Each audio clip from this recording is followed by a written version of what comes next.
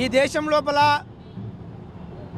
మేమెంతమందిమో మాకంత వాటా, మా అనగారిన కులాల వర్గాలందరిది అదే పాట అని చెప్పేసి ఆ వైపుగా జనాభా తమాషా ప్రాతిపదికన మా ఫలాలు మాకు అందాలని చెప్పేసి ఆ వైపుగా తెలంగాణ రాష్ట్రం లోపల బీసీలం, ఎస్సీ ఎస్టీలం ఈ రాష్ట్రం లోపల ఉన్నటువంటి ప్రజలు ఆయా కులాల జనాభా తమాషా ప్రకారం వారి వాటా వాళ్ళకి కల్పించాలని చెప్పేసి డిమాండ్ చేస్తూ పెద్ద ఎత్తున ఉద్యమించిన సందర్భం లోపల ఆనాడు కాంగ్రెస్ పార్టీ ఎన్నికల్లో పోటీ చేసిన సందర్భంలో బీసీలకు 42% రిజర్వేషన్ కల్పిస్తామని చెప్పేసి కామారెడ్డి డిక్లరేషన్ తీర్మానం చేసి ఆ వైపుగా ఈ రాష్ట్రం లోపల కులనగన చేసి డెడికేషన్ కమిషన్ వేసి ఆ వైపుగా ఏకగ్రీవంగా ఈ తెలంగాణ రాష్ట్ర అసెంబ్లీ లోపల ఎలాంటి శశపిశలు లేకుండా ఏ పార్టీ కూడా వ్యతిరేకించకుండా అన్ని పార్టీలు కూడా ఒక ఏకగ్రీవ తీర్మానం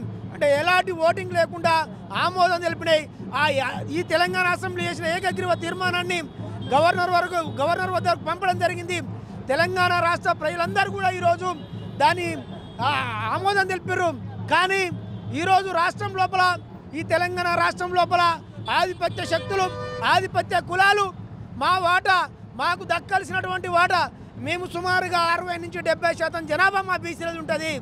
కానీ మాకు 42% రిజర్వేషన్ కల్పించాలని చెప్పేసి అది స్థానిక సంస్థల్లో విద్యాపరంగా కల్పించాలని చెప్పేసి ఒక జీవో తీసుకొస్తే ఈరోజు ఆధిపత్య శక్తులు అడ్డుకోవడానికి అది హైకోర్టులోను సుప్రీంకోర్టులోను అనేక రకాల రిట్టులు దాఖలు చేస్తూ మా పొలాలను అడ్డుకున్నటువంటి కుట్రలు చేస్తూ ఉన్నారు.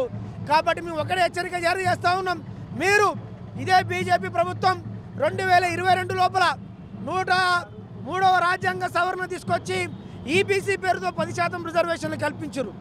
ఆ రోజు కూడా Janhit versus union of India case లోపల చాలా స్పష్టంగా ఇది మరి 50% పరిమితి దాటింది, ఇది రాజ్యాంగ ఉల్లంఘన కదా అని చెప్పేసి case Janhit versus union of India కేసులో వాదిస్తే ఆ రోజు ప్రభుత్వం తరఫున ఏం వాదనలు వినిపించారు?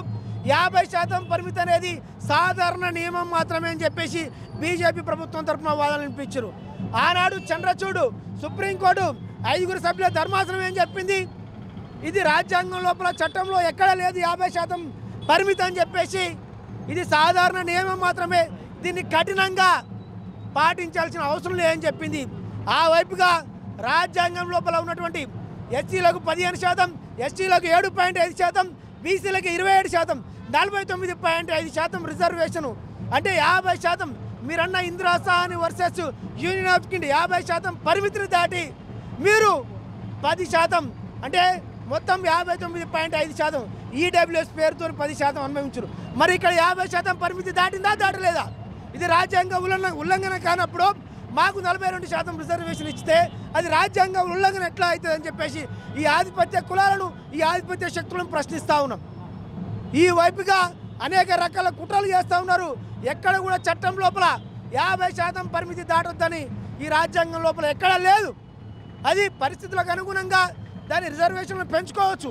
తమిళనాడులో రాజ్యాంగంలో 9వ షెడ్యూల్ చేర్చి 69% అమలు చేస్తూ ఉన్నారు. మరి తెలంగాణలో ఎందుకు అమలు చేయనియరు? కాబట్టి చాలా కుట్రలు జరుగుతూ ఉన్నాయి. అటు బీజేపీ, ఇటు కాంగ్రెసు, అదేవిధంగా ఆధిపత్య కులాలు మాకు రావాల్సినటువంటి 42% అడ్డుకుంటూ ఉన్నారు. 60% పైబడినటువంటి మాకు 42% రిజర్వేషన్లు కల్పిస్తున్నారు. 5% లేని మీరు ఈడబ్ల్యూఎస్ పేరుతో 10% పొలాలు తింటున్నారు. అన్యాయంగా తింటున్నది మీరు. న్యాయబద్ధంగా మాకు దక్కాల్సిన 60% వాటం దక్కట్లేదు. 42% కూడా మీరు ఓరవలేకపోతూ ఉన్నారు. కాబట్టి ఈరోజు ఈ తెలంగాణ రాష్ట్రం లోపల ఆధిపత్య శక్తులకు, ఎస్సీ ఎస్టీ బీసీ మైనార్టీలకు, బడుగు బలైన వర్గాలకు భవిష్యత్తులో యుద్ధం జరగబోతా ఉంది. రేవంత్ రెడ్డికి ఒకటే హెచ్చరిక జారీ చేస్తూ ఉన్నాం. ఆ పిటిషన్లు ఎవరైతే వేసిరో వాటిని విరమించుకోకపోతే మీరు కుడి చేత్తోని జీవో ఇచ్చి ఎడమ చేత్తో లాక్కున్నట్టుగా చాలా స్పష్టంగా కనపడతా ఉంది. కాబట్టి ఇటు బీజేపీ, కాంగ్రెస్ మొత్తం కూడా దొందు అన్నట్టు కూడా వ్యవహరిస్తూ ఉన్నాయి.